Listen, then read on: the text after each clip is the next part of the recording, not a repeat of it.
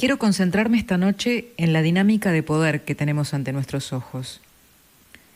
Cuando la lucha por el poder se da en el mismo plano que un interés de gran parte de la sociedad, suele quedar al descubierto. Suele quedar al descubierto con esas tramas, esas intrigas palaciegas que generalmente no se ven.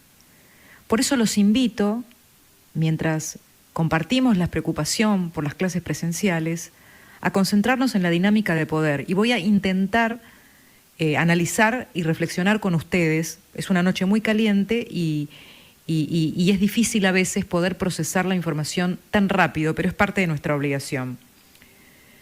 Todo el año pasado nos preguntamos, mientras nos abrumaba la pandemia, sobre la potestad que tenía un decreto de necesidad y urgencia para suspender derechos sin declarar el estado de sitio. Ustedes lo recuerdan. Fue un debate que se dio todo el año. ¿Qué estamos viviendo? ¿Qué estamos observando? Por su ánimo de imposición a la ciudad, por su ánimo de cercar la autonomía de la ciudad, el gobierno nacional terminó provocando, a mi modo de ver, que su metodología del DNU llegue directo a la Corte Suprema de Justicia. Una instancia que si hubieran demandado o buscado los particulares, hubiera tardado tanto tiempo que quizás llegaba cuando ya era abstracta o no llegaba nunca. Y esto que les estoy diciendo es muy importante, porque significa que el gobierno que utilizó los DNU sin cuestionamiento prácticamente, llegó en forma autoinfligida a que la Corte arbitre la constitucionalidad. ¿Por qué? Porque estamos hablando de si un DNU sin validación del Congreso está por sobre lo que dice la Constitución, que le da autonomía a la ciudad para decidir sobre los temas de educación. Ni más ni menos. Por eso yo les estoy diciendo que aquí, en este tema de la educación, a mi modo de ver, están en juego cosas mucho más profundas incluso que las clases presenciales. En esta dinámica por momentos enloquecida, ¿no?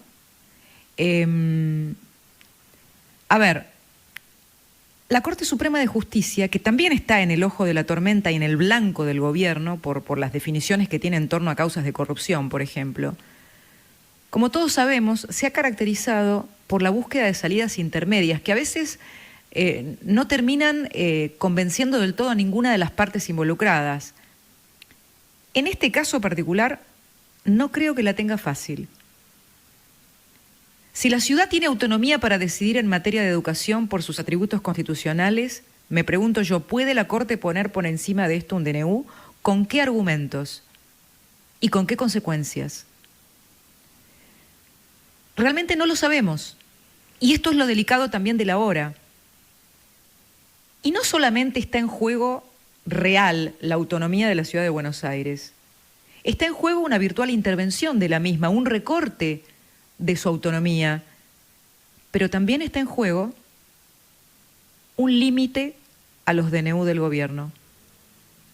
Así como se los estoy diciendo. Tan cuestionados el año pasado, y este también, pero que sin la guerra por las clases que todos estamos presenciando, tal vez jamás habrían llegado a estos árbitros del máximo tribunal, bastante renuentes en tantos casos y con tantos conflictos internos entre ellos y con tantos temas por resolver relacionados con la Ciudad de Buenos Aires que tienen que ver con la misma guerra, la guerra de Cristina Kirchner contra la Ciudad de Buenos Aires. Dicho esto, hoy pasó algo increíble. El procurador del Tesoro de la Nación, Carlos Zanini, que se vacunó como personal de salud,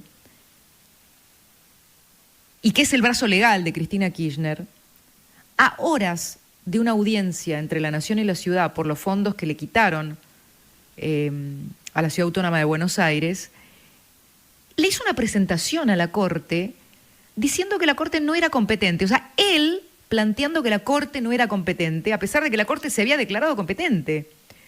Esto lo hizo en base a una línea del fallo de la doctora Hayton de Nolasco, que es la que no estuvo de acuerdo en que la Corte se metiera con el tema de las clases presenciales en la ciudad. Y hoy mismo la Corte rechazó ese planteo. ¿Qué les estoy diciendo con esto? Zanini le dijo a la Corte que no era competente. Me río de Janeiro. Bueno, eso se me escapó. Dicho esto, la guerra contra la ciudad es total. Y el problema que tiene el gobierno es que la Corte ya reconoció el estatus de la ciudad al declararse competente, un estatus similar al rango de una provincia. ¿Qué busca el gobierno?, se podría preguntar uno en estas horas. Porque acá no eso es el tema de las clases, acá hay una cuestión de poder de fondo. ¿Qué busca el gobierno? ¿Frenar el arbitraje constitucional? ¿Por qué lo quieren frenar? ¿Porque sabe que lo pierden o que fortalecen a la ciudad? Entonces, en la guerra por las clases hay mucho más. Y yo lo voy a llamar metafóricamente, hay un testeo y un hisopado de constitucionalidad, señores. Delicadísimo para la Corte, delicadísimo para el gobierno, delicadísimo para la ciudad.